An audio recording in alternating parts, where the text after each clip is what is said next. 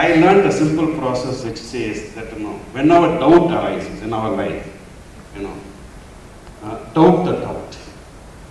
And whenever trust arises, trust the trust. My question is now, that the ultimate, next step we are saying, the ultimate is the final step, I would like to ask, is dissolution, or what we call moksha. That is one area which, I don't know how to take a, step forward. I don't know whether my question is clear. You want to dissolve? Okay. That is the ultimate, process. You need a barrel of sulfuric acid. Please sit down. Okay, can we have… No, we'll answer that question a bit. Should we take one or two other questions if you're okay with that? But you won't get this kind of a Okay, question. you won't get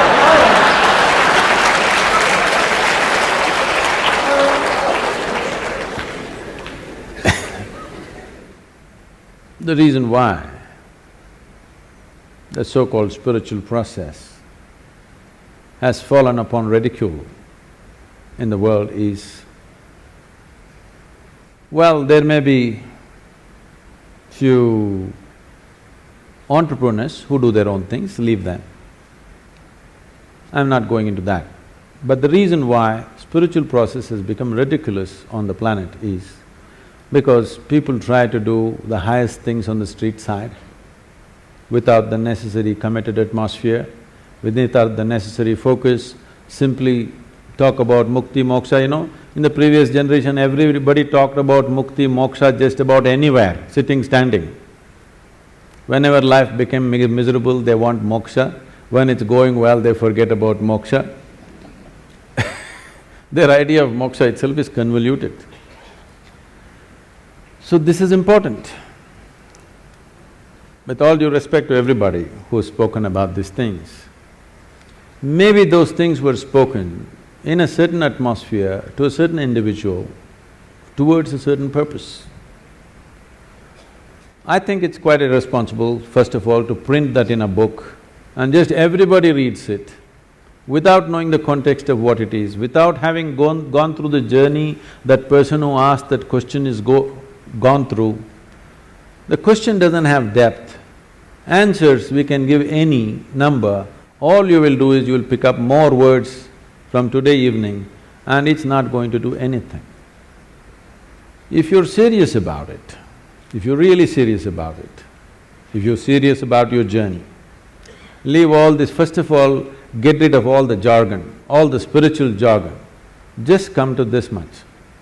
How much of you is sense?